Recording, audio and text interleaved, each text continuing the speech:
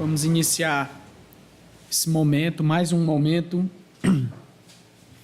que nós, como igreja, nos reunimos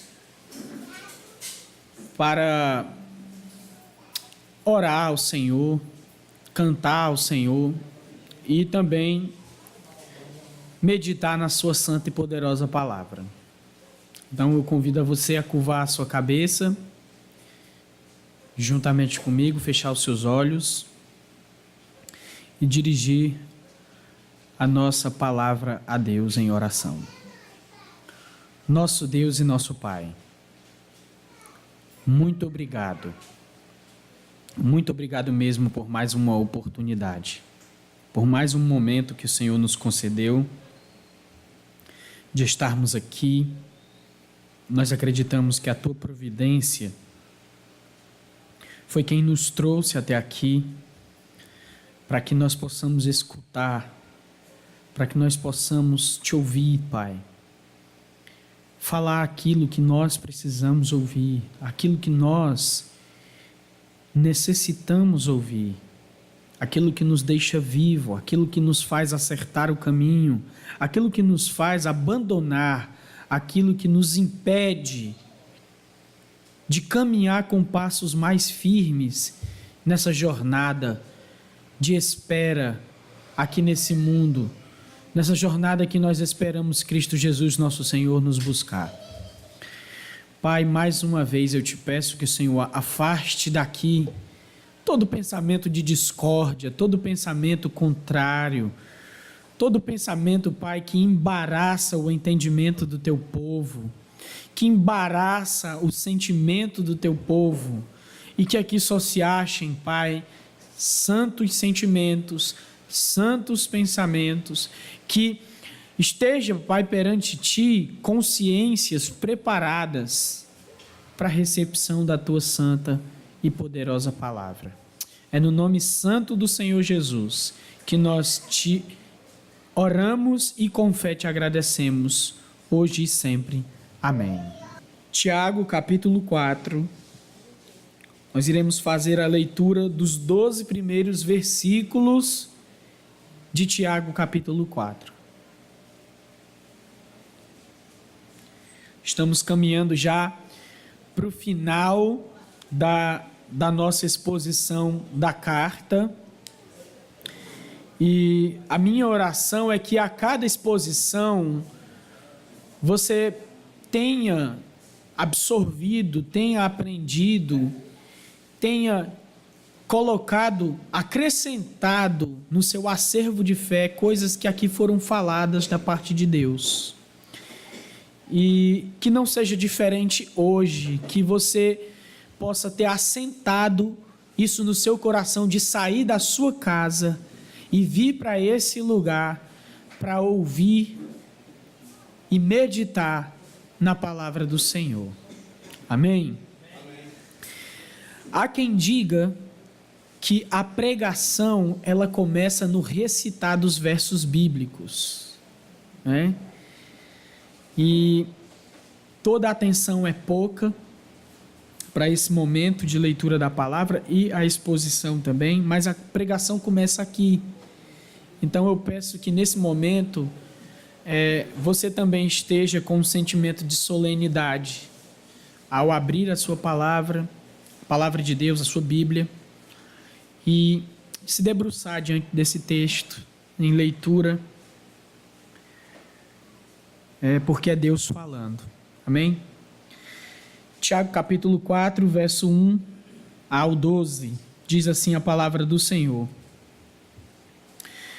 De onde vêm as guerras e as contendas que há entre vocês? Não vêm das paixões que guerreiam dentro de vocês? Vocês cobiçam coisas e não as têm. Matam e invejam, mas não conseguem obter o que desejam. Vocês vivem a lutar e fazer guerras. Não têm, porque não pedem. Quando pedem, não recebem, pois pedem por motivos errados para gastar em seus prazeres. Adúlteros! Vocês não sabem que a amizade com o mundo é inimizade com Deus? Quem quiser ser amigo do mundo faz-se inimigo de Deus. Ou vocês acham que é sem razão que a Escritura diz que o Espírito que Ele fez habitar em nós tem fortes ciúmes? Mas Ele nos concede graça maior. Por isso, diz a Escritura, Deus se opõe aos orgulhosos, mas concede graça aos humildes. Portanto, submetam-se a Deus, resistam ao diabo e ele fugirá de vocês. Aproximem-se de Deus e ele se aproximará de vocês. Pecadores, limpem as mãos, e vocês que têm a mente dividida, purifiquem o coração. Entristeçam-se, lamentem-se e chorem. Troquem o riso por lamento e a alegria por tristeza. Humilhem-se diante do Senhor e Ele os exaltará. Irmãos, não falem mal uns dos outros. Quem fala mal contra o seu irmão ou julga o seu irmão, fala contra a lei e a julga. Quando você julga a lei, não está cumprindo, mas está se colocando como juiz. Há apenas um legislador e juiz, aquele que pode salvar e destruir. Mas quem é você para julgar o seu próximo? Só até aí. Pai, nós oramos, nós te pedimos que o Senhor preparasse o nosso coração para a recepção da Tua palavra. Mais uma vez eu quero te clamar, eu quero te pedir que o Senhor afaste daqui todo embaraço, tudo aquilo que impede o Teu povo a acessar a graça que vem por meio da Tua palavra, por meio dos Teus ensinamentos. Tudo que impede, Senhor, a cura que procede, Senhor, aqui das Tuas Escrituras sagradas. Ó Deus, faz assim, nós confiamos em Ti, em nome de Jesus. Amém e graças a Deus. Texto duro, Nós ouvimos na semana passada Tiago denunciando a falta de sabedoria dos seus leitores, e ele fez isso começando com uma pergunta que a gente chamou de pergunta intimidadora, não foi?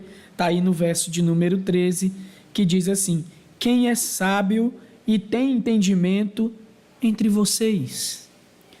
E a gente considerou que depois dele ter falado tantas coisas a respeito dos seus leitores, ele faz essa pergunta. Depois dele ter feito tantas exortações, depois dele ter exposto tanta coisa que estava acontecendo naquela comunidade, ele faz essa pergunta. Agora ele passa a falar do resultado da falsa sabedoria que nós conversamos, que nós meditamos na semana passada. A falsa sabedoria, aquela sabedoria terrena, aquela sabedoria demoníaca, como diz o capítulo 3, verso 15.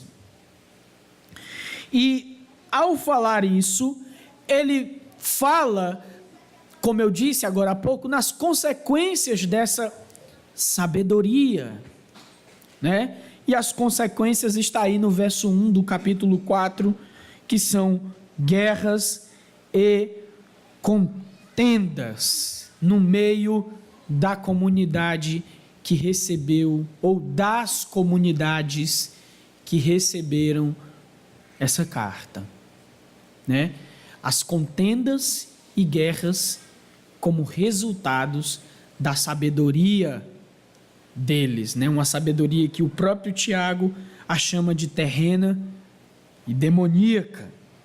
E daí ele passa a exortar com mais precisão, com mais eficácia à falha dos seus leitores. Ele agora vai ser bem direto, ele vai expor um pouco mais os seus leitores, as suas falhas, e assim exortar a cada um nessas falhas.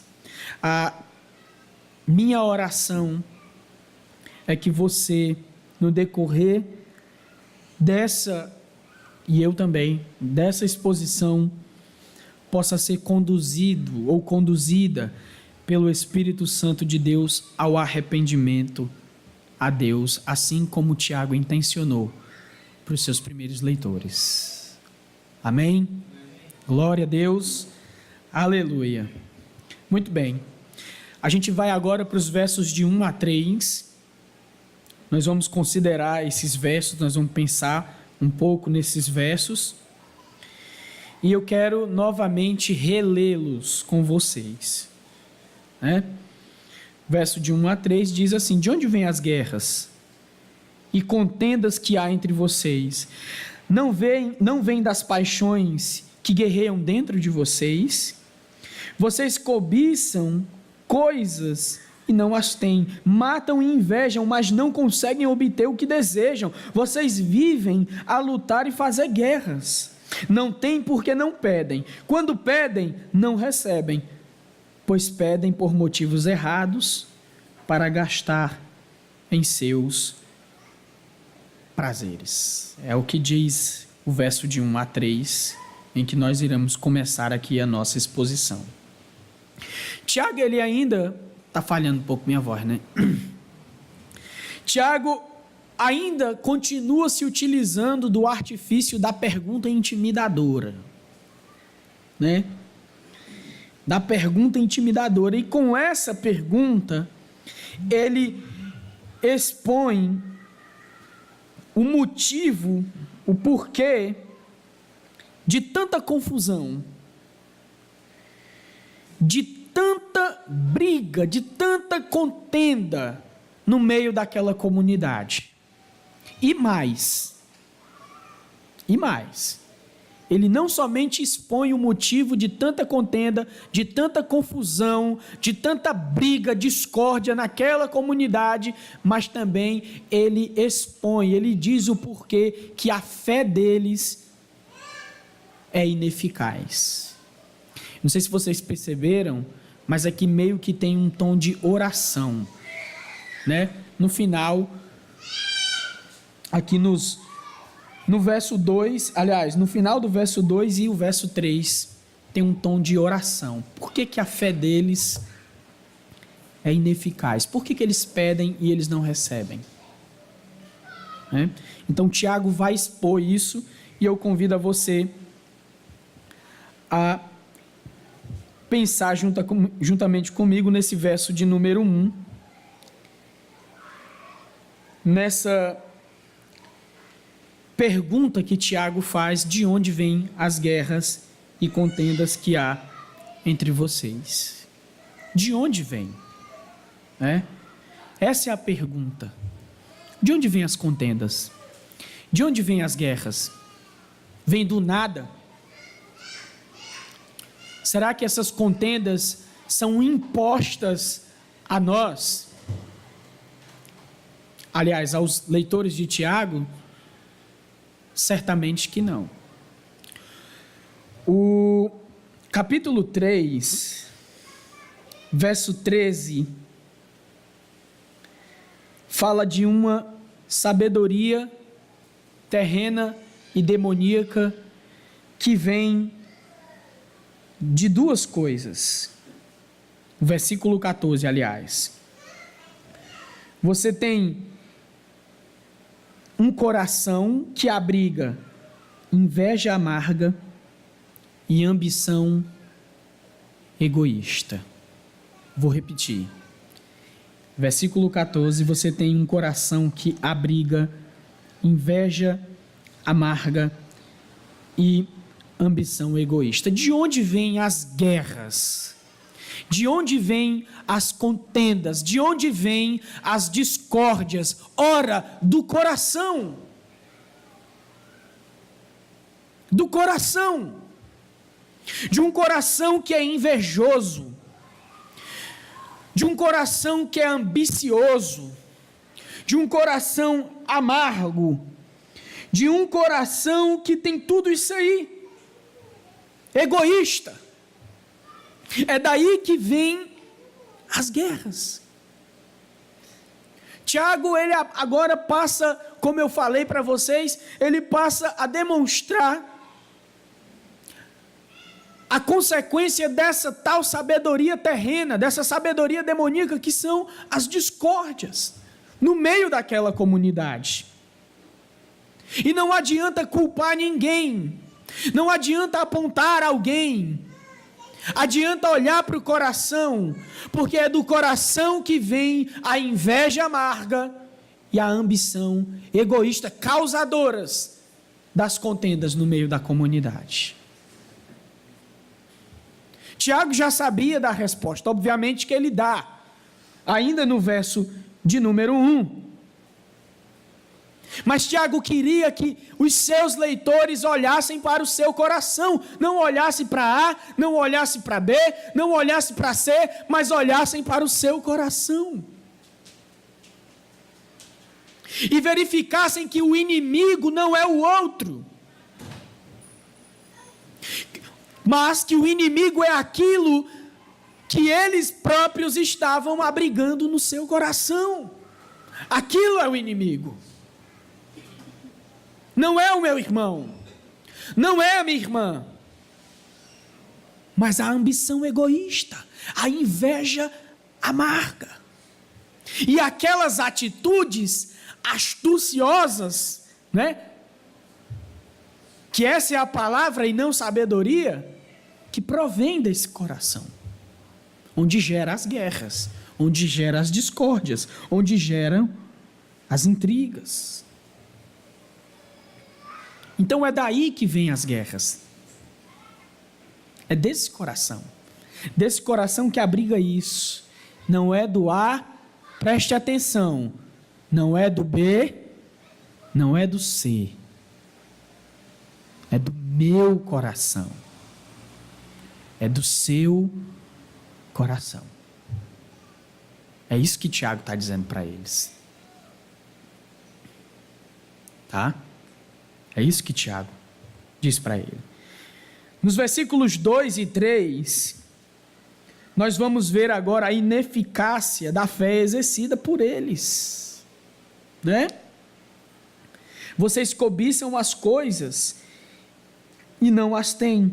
Matam, invejam, mas não conseguem obter o que desejam. Vocês vivem a lutar e fazer guerras. Não tem porquê, não pedem. Quando pedem, não recebem, pois pedem por motivos errados para gastarem seus prazeres. A ineficácia da fé é exercida por eles. E no exercício da nossa fé, dessa nossa dinâmica para com Deus e para com o próximo, a oração, ela é essencial. Vocês discordam disso? Quando a gente se aproxima de Deus, quando a gente vai rogar a Deus por alguma causa, por alguma coisa, você vai crendo que Ele não vai te ouvir? O contrário, né? Você vai crendo que Ele vai te ouvir, que Ele está te ouvindo, em nome de Jesus. Quando você pede algo a Deus, você vai crendo que Ele vai te dar, que Ele vai considerar te dar, que Ele vai pelo menos te dar uma resposta do porquê que Ele não te deu, que já é alguma coisa. Mas o que está acontecendo aqui é que esses corações que estavam abrigando inveja amarga e ambição egoísta, estavam pedindo a Deus, estavam orando,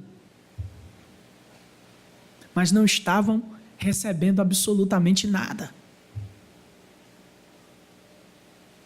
Não estavam recebendo absolutamente nada. Sabe por quê? Porque a finalidade das suas petições, a finalidade das suas orações eram inveja amarga e ambição egoísta. Era assim que eles queriam gastar aquilo que Deus os desse. Gastar nisso. na sua inveja amarga e na sua ambição egoísta.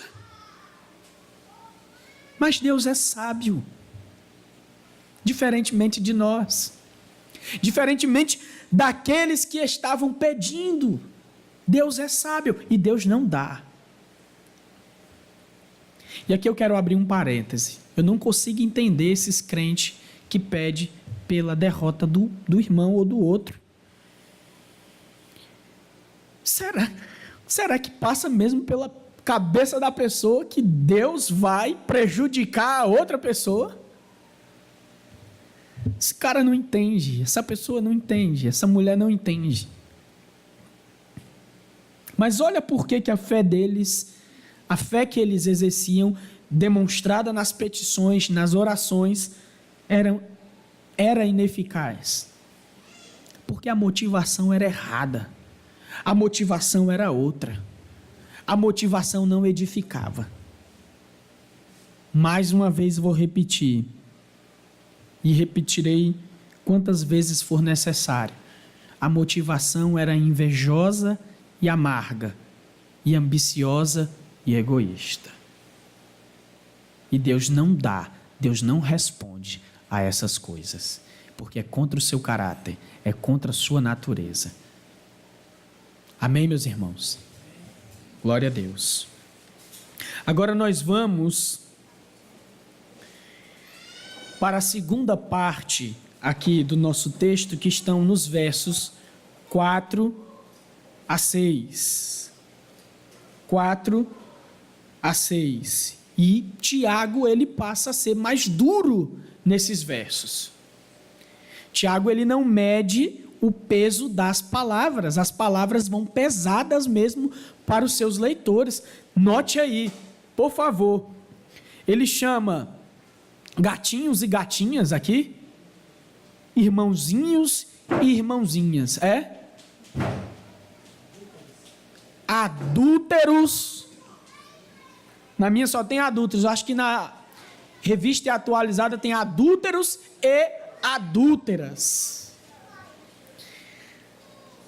Na nova tradução, na linguagem de hoje, tem infiéis. Quem tem ela? Então, a palavra vai pesada. A palavra vai para os leitores mesmo. Adúlteros.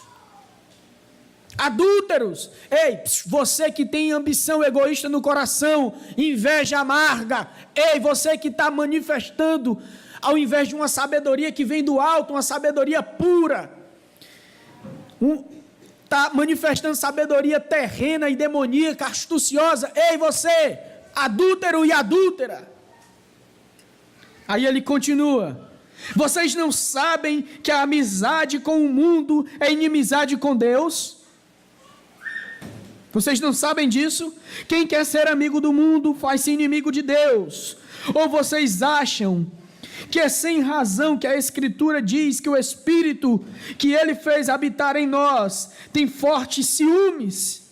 Mas Ele nos concede graça maior, por isso a Escritura diz: Deus se opõe aos orgulhosos, mas concede graça aos humildes. Tiago, ele é mais duro aqui.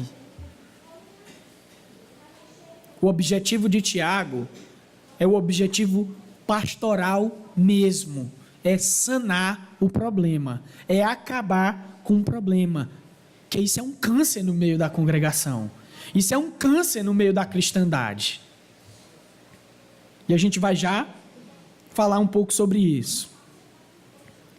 Tiago é chocante aqui em suas palavras.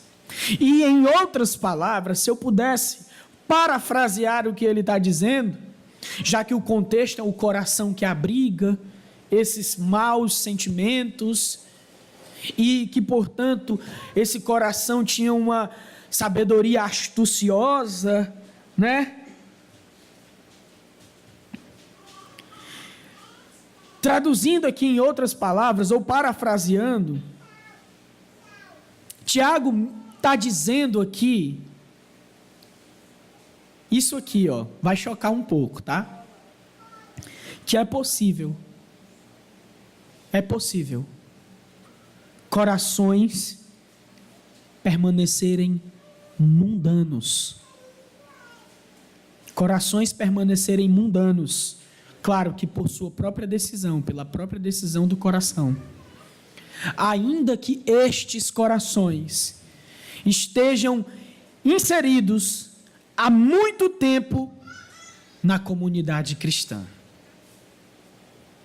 Você sabia disso? É possível corações permanecerem mundanos, ainda que estes estejam inseridos há muito tempo na comunidade cristã. E isto é completamente inaceitável por Deus. É isso que Tiago está falando. Primeiro, Tiago está escrevendo para mundanos aqui. Aliás, para gente que está fora da comunidade cristã. Sim ou não? Não. Tiago está escrevendo para aqueles que estão inseridos dentro da comunidade cristã. E essas palavras vão para eles. Certo? No versículo 4, nós temos aí o suprassumo da incompatibilidade de Deus com o mundo. A incompatibilidade de Deus com o mundo. Olha, quem é de Deus não abriga esse tipo de sentimento no coração, e muito menos transpassa esse tipo de sentimento do coração nas atitudes, nas ações, ou no contexto ainda maior aqui de Tiago, no falar. Quem é do reino da luz não faz isso.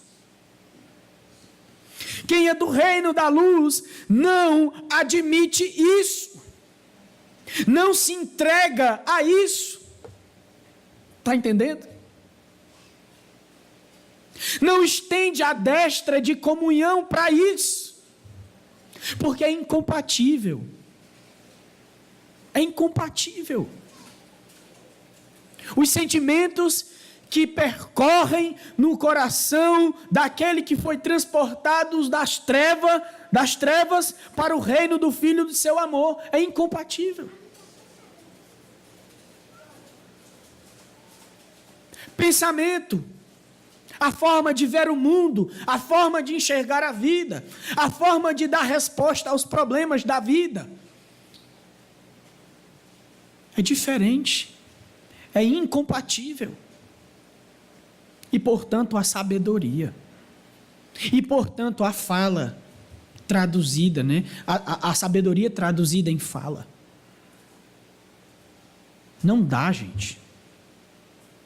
Isso aqui é o suprassumo. Quer permanecer, ama essa atitude, gosta, é cômodo ser assim, pois você está sendo amigo do mundo. Você está sendo amigo do mundo, amiga do mundo. É isso que Tiago está falando. E se você se sente confortável, olha, beleza, é muito bom ter isso aqui. É muito bom tramar. É muito bom utilizar a amizade para alcançar algum fim. É muito bom. Se você gosta disso, Tiago está dizendo, você é amigo do mundo. E se você é amigo do mundo, sinto muito, você é inimigo de Deus. E ele está falando para pessoas que estavam inseridas dentro da comunidade cristã. Não estava falando para pessoal lá fora, não. Está entendendo como é que é o negócio? Aí você tem no verso 5 uma coisa extremamente importante.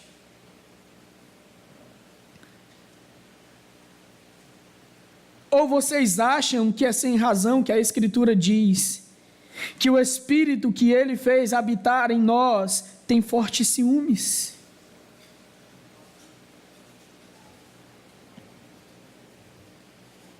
É óbvio que Deus é zeloso com o seu povo.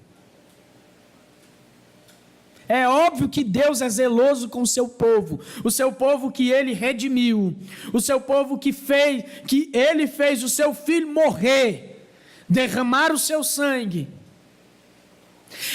esse povo que, por causa desse povo, Cristo Jesus ressuscitou para que ele tivesse uma nova vida. É claro que ele é zeloso. O texto de Isaías, capítulo 53, verso 11, fala que ele verá o fruto do penoso trabalho de sua alma e ficará o quê? Satisfeito, é claro. É claro que Deus que fez habitar o Espírito, esse Espírito que também é Deus, Deus habitando em nós, Deus tabernaculando em nós. É claro que ele tem ciúme. É claro que ele não permite espaço para esses sentimentos aqui criticados por Tiago.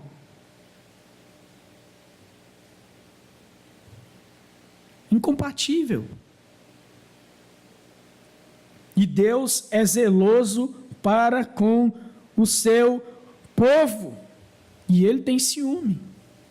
E ele vai zelar pelo seu povo. Se for preciso tirar isso do coração, ele tira. Se for preciso quebrar para fazer um novo, ele quebra. E ele é soberano para fazer isso. Se for preciso abater o espírito de altivez do camarada e da camarada, ele abate. Porque ele é soberano para fazer isso. Deus tem ciúmes do seu povo. Ele é zeloso para com o seu povo. E temos aí, no verso 6, como Deus recebe e como Deus rejeita homens. Como Deus recebe e como Deus rejeita homens. Olha só, mas Ele nos concede graça maior. Por isso a Escritura diz a Escritura, Deus se opõe aos orgulhosos, mas concede graça aos humildes. Tiago ainda não explica o que é ser esses humildes aqui, o que são esses humildes. Ele fala um pouco dos orgulhosos. Os orgulhosos são esses que eu estou batendo, vira e mexe na tecla aqui, abrigam no coração esse tipo de sentimento, gostam desse tipo de sentimento, querem ficar com esse tipo de sentimento, querem a amizade com esse tipo de sentimento, que é tipicamente mundano. Esses aí são os orgulhosos. Mas no verso seguinte ele passa a falar dos humildes. Mas esse é o modo como Deus, nosso Senhor, rejeita e aceita homens. É orgulhoso? O orgulhoso é o cara que não precisa de nada, que não está cansado, não está sobrecarregado. Ele é sempre bom. Ele tem sempre razão. Ele é sempre o sábio. Ele tem que receber tudo. Nada lhe pode ser negado. Esse é o orgulhoso. Como é que é o humilde? É o que nós vamos ver nessa terceira parte da nossa pregação. Versos 7 a 10. Diz assim: portanto, submetam-se a Deus, resistam ao diabo e ele fugirá de vocês. Aproximem-se de Deus e ele se aproximará de vocês. Pecadores, ele diz, limpem as mãos. E vocês que têm a mente dividida, purifiquem o coração. Entristeçam-se, lamentem-se e chorem, troquem o riso por lamento e a alegria por tristeza, humilhem-se diante do Senhor e Ele os exaltará. Aí ele passa a dizer, a dar as diretrizes. Ele conclui aqui as suas exortações mais diretas. E fala o que deve ser feito para reverter essa situação. Essa situação de um alguém que abriga esse tipo de sentimento no coração, de um alguém que pede e não recebe, de um alguém que tem altivez, de um alguém que é orgulhoso, ele mostra como reverter essa situação, essa infeliz situação diante de Deus. E no verso 7, nós temos uma dupla ação, uma dupla atitude. E qual é? Ora, submeter-se a Deus e fugir do diabo. Não tem como você submeter-se a Deus e andar de mãos dadas, como diz o Nacélio, com o rabudo. Não tem. Um pressupõe o outro. Ou você vai para mais pertinho do diabo amigavelmente e não se submete a Deus, ou o contrário, você se submete a Deus e se distancia e foge do diabo. Mas é fugir de um espectro, de um espírito que aparece no canto das paredes, que tem nos filmes. É assim que foge do diabo? Está no texto. É não abrigando ambição egoísta, inveja amarga, que produzem guerras, contendas e inimizades. É assim que foge do diabo. Tá? E ao passo que você faz isso, você submete-se a Deus. E como é que se submete a Deus? É todo dia se ajoelhando por 30 minutos em casa, em cima de caroço de milho, de feijão? É assim que submete-se a Deus? Sabe como é que submete-se a Deus? Perdoando. Tá? Perdoando, amando. Considerando o outro superior a si mesmo. É duro, né, de ouvir? É assim que se submete a Deus.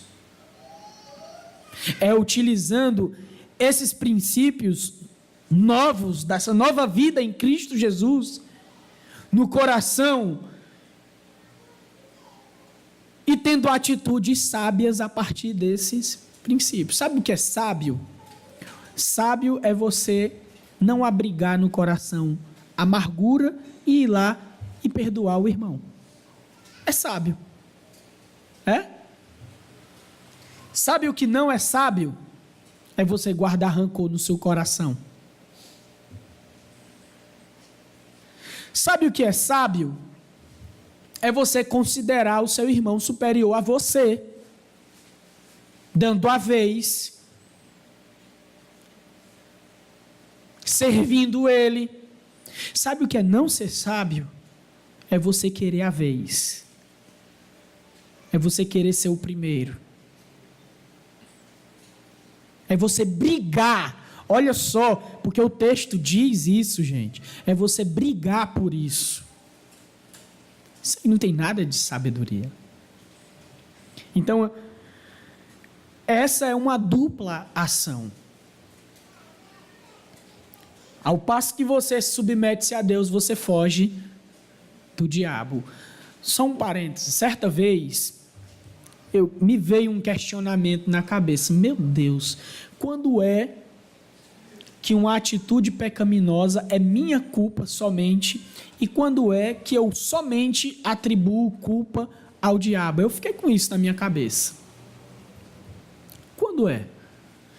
Aí, aquele texto que eu sempre cito, o Anderson sempre cita, outros pregadores sempre citam, que é capítulo 2 de Efésios, verso 1 a 3, tem uma resposta maravilhosa ali. No seu pecado, no meu pecado, tem a ação dos dois. A culpa é dos dois. É uma ação em conjunta, é uma ação amigável. A gente dá as mãos voluntariamente para um princípio estabelecido por ele no mundo, que rege o mundo, e a gente age de conformidade com O mundo, voluntariamente, ninguém colocando arma na nossa cabeça. E quando eu guardo tudo isso, ou quando as minhas atitudes são motivadas por uma ambição egoísta e uma inveja amarga, tcharam, adivinha o que está acontecendo? Eu estou sendo amiga do diabo. Eu estou seguindo o curso do mundo e não o curso do reino de Deus. É simples. Então temos uma dupla ação. E no verso 8 ao 10, você tem um apelo. Você tem um apelo. Um apelo para uma postura correta diante de Deus, dada as circunstâncias desses leitores.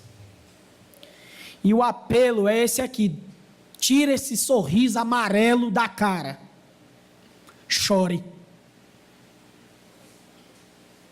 Sabe quando a gente é osso duro de roer, a gente todo errado, do fio da cabeça ao pé, mas a gente não dá o braço a torcer de jeito nenhum, né?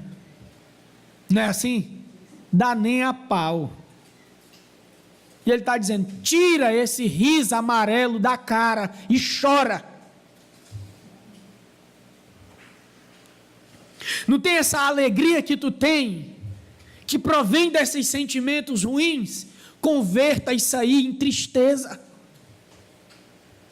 Não tem essa altivez que tu tem?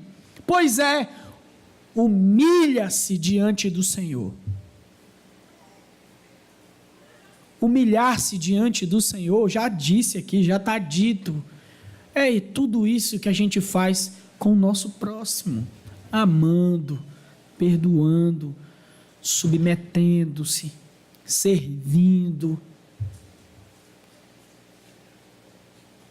Porque isso aí abate o conceito mundano que está no nosso coração. Ou você nunca passou por esse tipo de situação?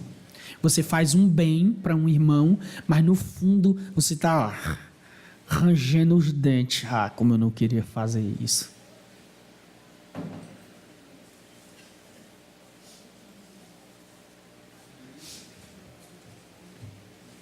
Então temos um apelo aqui a uma correta postura diante de Deus, dadas as circunstâncias desses leitores. Uma atitude radical, é tipo aquela, arrancar o olho, arrancar o braço. Jesus disse que se teu braço te faz pecar, corta fora, lança fora, porque é melhor entrar sem um braço no céu, do que o corpo todo ser jogado aonde? Na Lagoa do Banana? No lago de fogo lá, de Apocalipse mesmo. Teu olho te faz pecar. É radicalidade. Você quer ser radical, meu irmão? A gente vai dar uma dica para você ser radical aqui, certo? Radical não é no sentido que você está acostumado a ouvir, não. É radical contra o pecado. Seja radical. Não dê espaço. Não dê moleza. Está entendendo?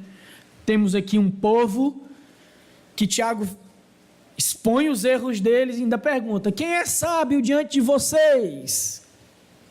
Aí, numa especulação, numa conjectura, a gente ainda pensa que tem um gaiatão lá, uma gaiatona que eu sou sábio, eu sou sábia.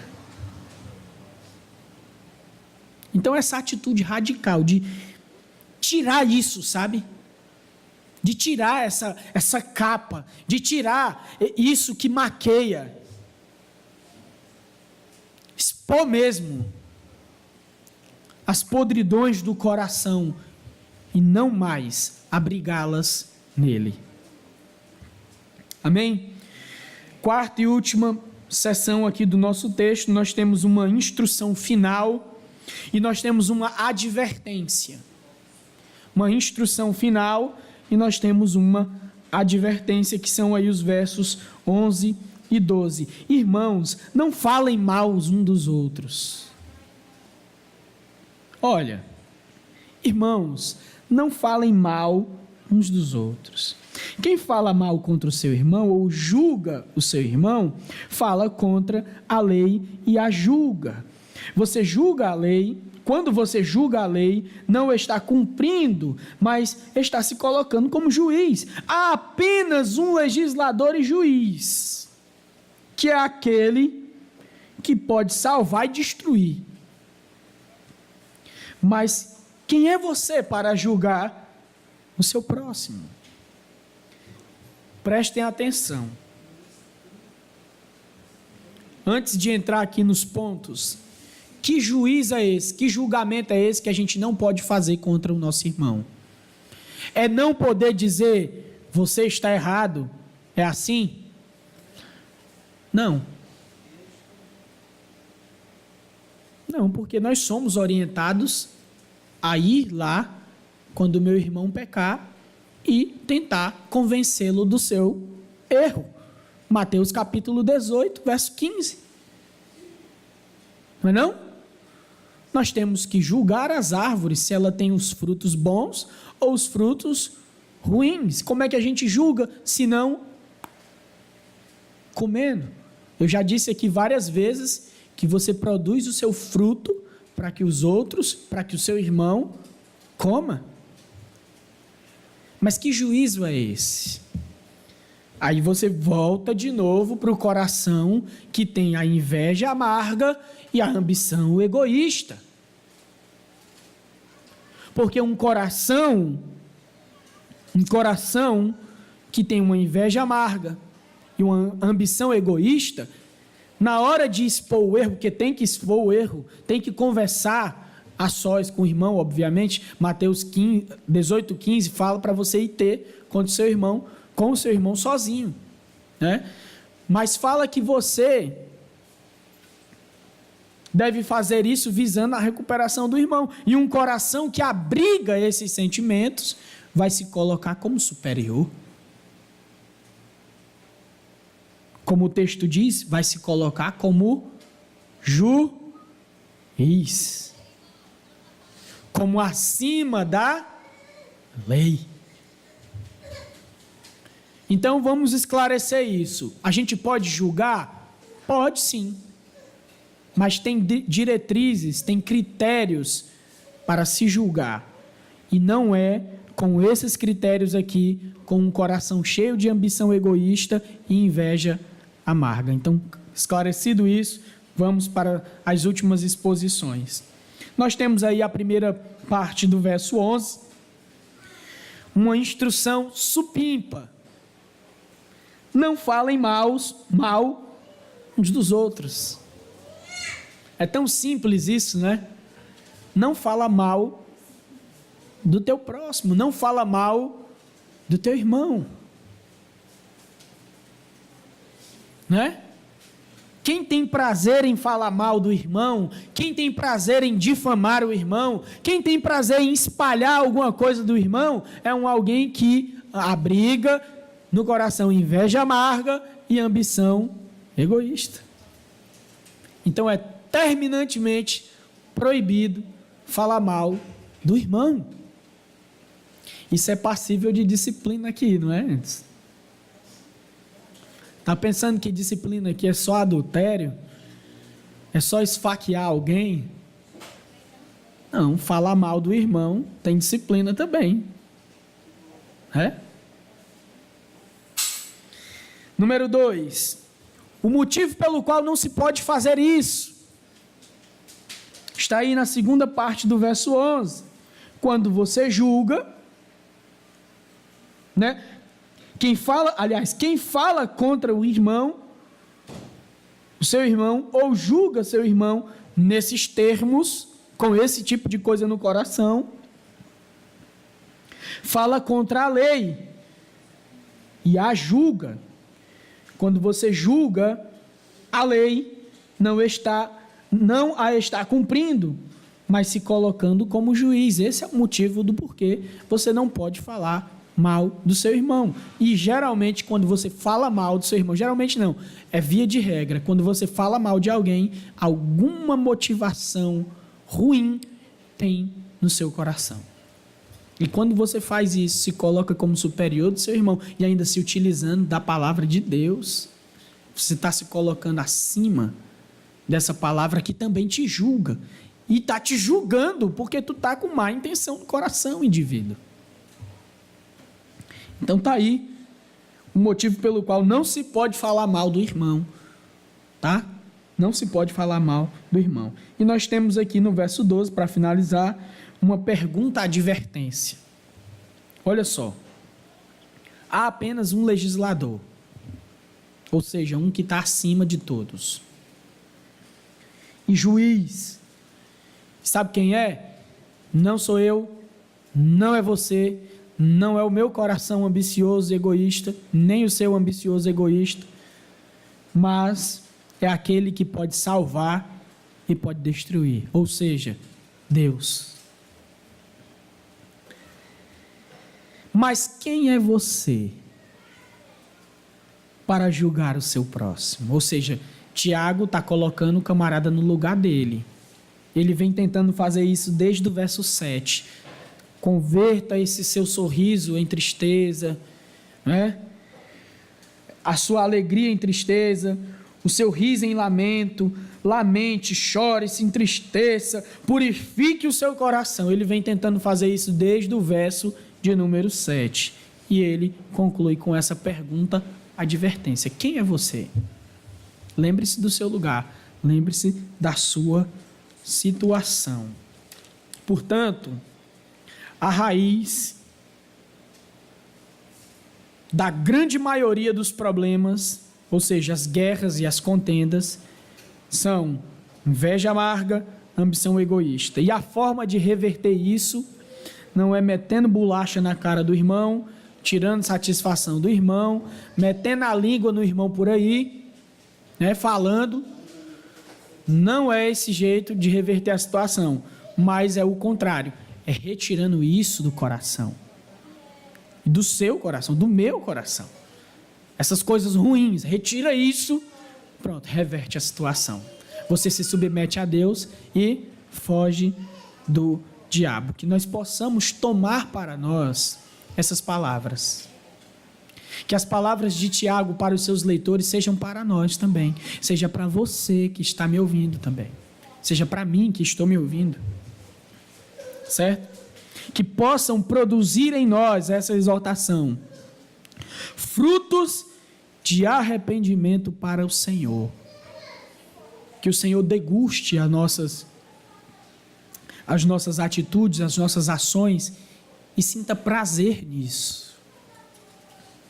Por saber que são atitudes que provêm de um coração puro diante dele. Amém?